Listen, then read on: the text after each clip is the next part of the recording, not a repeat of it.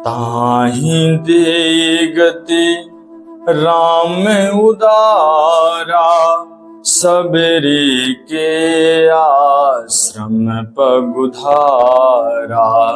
सबरी देखे राम गृह आए, मुनि के बचन समुझ जिए भाए। मुनि के बचन समुझ जिए भाए। कैसे? सबरी जी को अपने श्री गुरुदेव भगवान के वचन याद आ गए। कब? जब रामचंद्र जी सबरी जी के आश्रम में आ गए। सबरी जी बड़ी प्रसन्न हुई, लेकिन उनके गुरु कौन हैं? क्या वचन याद आए? सबरी जी कौन है?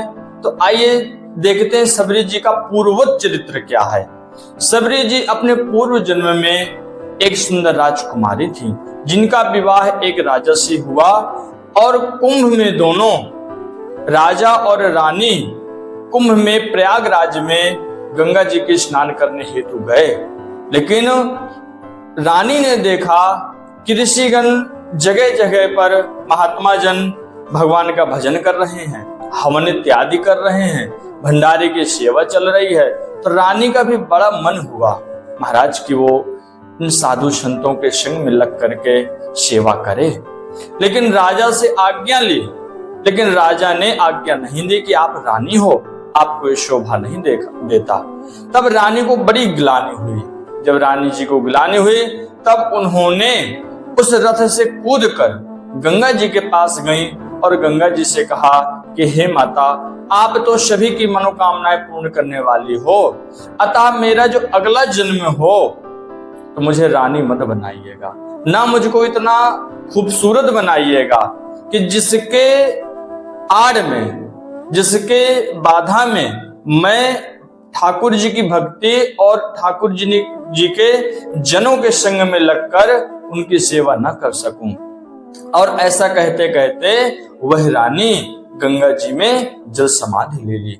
वही रानी अगले जन्म में सबरी जी अर्थात श्रवणा नामक एक कन्या हुई। सबरी जी के पिताजी का नाम अज, जो भील और शावर जाति के कबीले के मुखिया थे।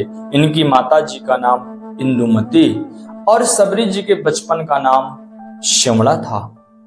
ये बड़े ही दयालु किस्म की थी बचपन से ही, और इनका मन स्वतः वैराग्य की ओर लगता था।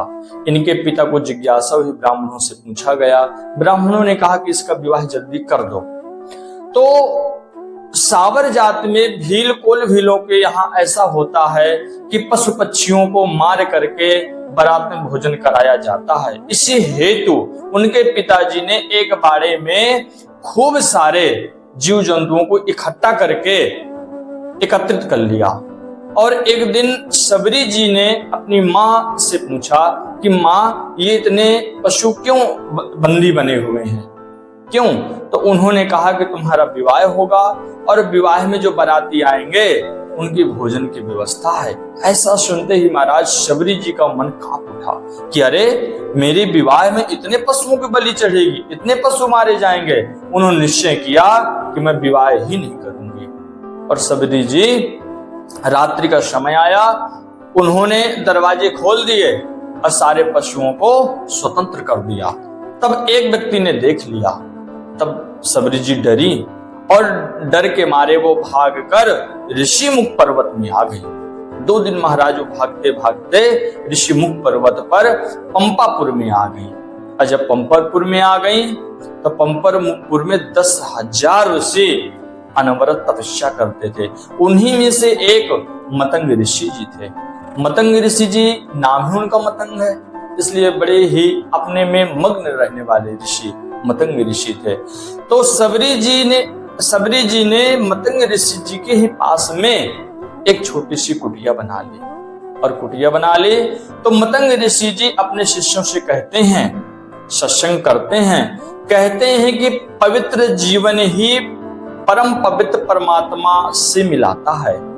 हमारा मनसा वाचा कर्मणा से हम पवित्र हों, पवित्रता से भोजन करें, पवित्र भोजन हो, और हमारा जो परिधान है वस्त्र इत्यादि हैं वो भी हमारा पवित्र होना चाहिए।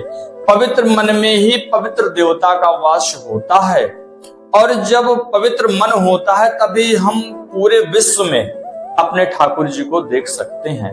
यही सबसे बड़ा मानव का धर्म है। धर्म जाति बंधनों से ऊपर है। ऐसा मतंग ऋषि जी अपने शिष्यों को उपदेश दे रहे थे। जब सबरी जी ने यह उपदेश सुना बड़ी प्रसन्न हुई। उनको लगा कि मेरे प्राण धन मिल गए, क्योंकि सबरी जी जानती हैं कि ठाकुर जी को यदि पाना है तो ठाकुर जी के भक्तों के साथ में लगना पड़ेगा, उनके संतों के साथ में लगना पड़ेगा, और उनकी प्रसन्नता से ही ठाकुर जी मिलेंगे। इसलिए उनकी सेवा करनी पड़ेगी। ये उनके मन में बैठ गया सबरी जी के।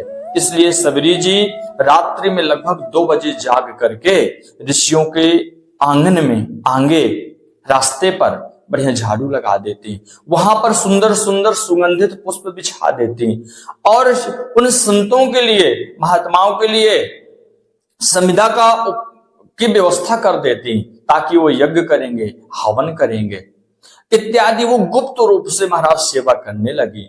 मतंग ऋषि जी ने सोचा कि अरे ये गुप्त रूप से सेवा कौन कर रहा है।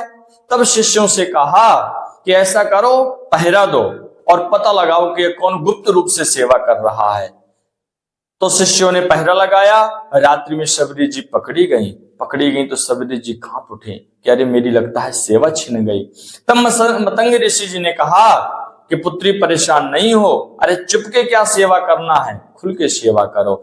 इस पर जो पंपा सर में वहां पर जो अन्य ऋषि थे तो उन्होंने महाराज इसका विरोध किया कि अरे एक महिला, वो भी शावर जाति की, कोलभीर जाति की, ऐसे आप रख रहे हो, ये तो गलत हो जाएगा। लेकिन नाम ही उनका मतंग है। उन्होंने कहा कोई बात नहीं है, आपको जैसा लगे आप कैसा करो, ये तो मेरी पुत्री के समान है, और भजन करना चाहती तो भजन करने में सबका अधिकार है। हमारे आचार्य गुरु कहते हैं कि जाति पाति पूछे नहीं कोई, हरि को भजे सो हरि का होए। इसी पर मतंग ऋषि जी ने उनको स्वतंत्र रूप से सेवा करने का अधिकार दे दिया, और सबरी जी ने उनको गुरु माना और वो खूब सेवा करने लगी। आगे समय आता है, मतंग ऋषि जी का समय पूरा होता है। मतंग ऋषि जी एक दिन कहते हैं कि बेटी अब मुझे जाना होगा, क्योंकि मेरा समय आ चुका है। इतना सुनते ही सबरी जी बड़े विवल हो गई। उन्होंने कहा गुरुदेव, मेरे सब आप ही तो हैं, और आप ही के बिना मैं कैसे रह पाऊंगी, और आप चले जाएंगे तो मेरा क्या होगा। तो उन्होंने समझाया कि पुत्री, एक दिन सबको जाना पड़ता है, और तुम परेशान ना हो। अयोध्या नरेश राजा दशरथ जी के जो पुत्र रामचंद्र जी होंगे, वो स्वतः संतों से पूछते हुए तुम्हारी कुटिया तक तुमको दर्शन देने आएंगे, तुम परेशान नहीं हो। सबरी जी ये सुनते ही बड़ी प्रसन्न भी हुई, लेकिन गुरु भगवान के जाने से वो अति व्याकुल भी हुई। और इतना कह करके मतंग ऋषि जी अपने योग अग्नि से इस भौतिक देह को उन्होंने तत्क्षण त्याग दिया। त्यागने के बाद सबरी जी बड़ी बेचैन हुई और चीखते हुए रोने लगी। लेकिन ये तो होना था। सबरी जी अब अपने गुरु पर भरोसा करते हुए, गुरु पर विश्वास करते हुए उन्होंने, इसलिए कहा गया कि मुनि के बचन समुझ जिए भाई।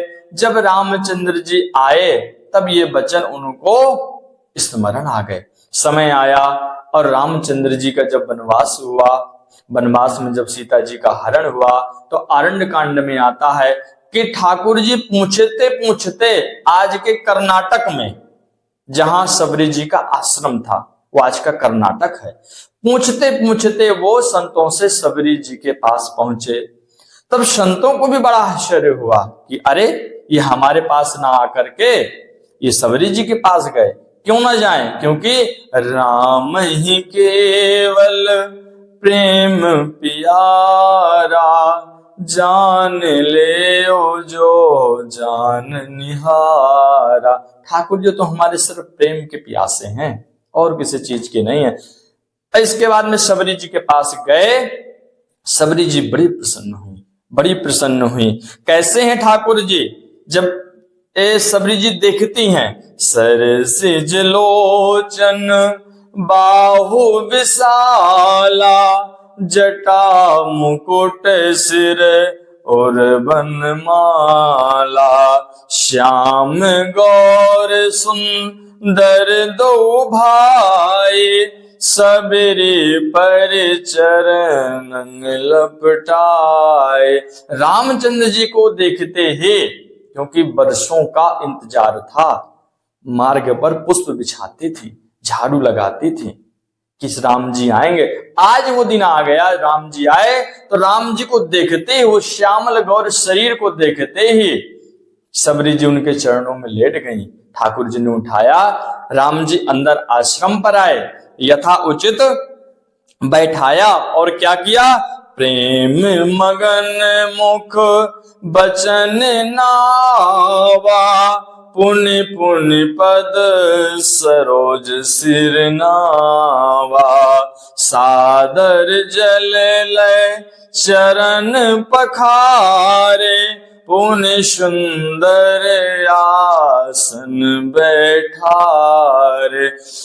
सबरी जी ने ठाकुर जी को सुंदर आसन दिया, उनके आद पद इत्यादि पूजा की। पूजा करने के बाद में बड़ी दीनता से हाथ जोड़कर सबरी जी श्री रामचंद्र जी से पूछती हैं, कहती हैं, फल पवाती हैं। फल में क्या? बेर पवाती हैं। महाराज बेर तो बड़े प्रसिद्ध हुए सबरी जी के, और हाथ जोड़कर कहते हैं कि प्रभु कहीं विधिया स्तुति करो तुम्हारी, अधम जाति में जड़ मत भारे, अधम ते अधम अधम अति नारी, इन्हें मैं मति मंदे अघारे। सबरी जी कहते हैं प्रभु मैं तो अधम से अधम नारी हूं, और उसमें भी मैं बड़ी पापनी हूं। देखिए कृतज्ञता होती है अपने आप में, ठाकुर जी के सामने छोटा, ये अपने आप में लघुता होती है। ये भक्तों की एक तरीके से ठाकुर जी के प्रति शरणागति होती है कि देखिए कितने भाव से, कितनी सरलता से कह रही हैं। फिर ठाकुर जी भी कहते हैं कि कहे रघुपति सुनो भामिनी बाता, मानहु एक भक्ति करनाता, जाति पाति कुल धर्म बढ़ाए, धन बल परिजन गुण चतुराए, भगतिहीन नर सोहि कैसे, बिनु जल बारिद देखिए जैसे। ठाकुर जी कहते हैं कि जैसे बादल बिना जल के अलग सा दिखता है, तो यदि मनुष्य के पास में कितना भी धन हो, बल हो, परिवार हो, कुछ भी हो, लेकिन मैं कुछ नहीं देखता। क्या देखते हैं? मानव एक भक्ति कर नाता, कि हे माता मैं तो सिर्फ एक भक्ति का नाता मानता हूं। इस प्रकार से ठाकुर जी ने सबरी जी को अनेक प्रकार से बढ़ाई दी, और बढ़ाई दे करके नवधा भक्ति का उपदेश ठाकुर जी ने किया। संक्षेप में थोड़ा सा कहते हैं, नवधा भक्ति कहूं तो ही पाही, सावधान सुनो धरु मन माही, प्रथम भक्ति संतन कर संगा, दूसर रत मम कथा प्रसंगा। इस तरीके से ठाकुर जी ने नवधा भक्ति को उपदेश दिया। सबरी जी बड़ी प्रसन्न हुई, और ठाकुर जी के देखते ही देखते महाराज ठाकुर जी में विलीन हो गई, क्योंकि अब क्या चाहिए था उनको? परम फल है ठाकुर जी का दर्शन, और ठाकुर जी के दर्शन का परम फल है कि उन्हीं में विलीन हो जाना, उन्हीं में समा जाना। इस प्रकार सबरी जी का अंतिम संस्कार राम जी और लखन जी ने किया। इस प्रकार से सबरी जी का बहुत ही पावन चरित्र श्री रामचरितमानस में, श्री वाल्मीकि रामायण में, सूर सागर में और इत्यादि अनेकानेक ग्रंथों में महाराज वर्णन आता है। और सबरी जी का चरित्र भक्तों ने खूब प्रेम और भक्ति के साथ में गाया है। क्यों? क्योंकि भक्ति चरित्र है, ये प्रेमा चरित्र है सबरी जी का। बोलिए सबरी माता की जय, राजा रामचंद्र भगवान की जय।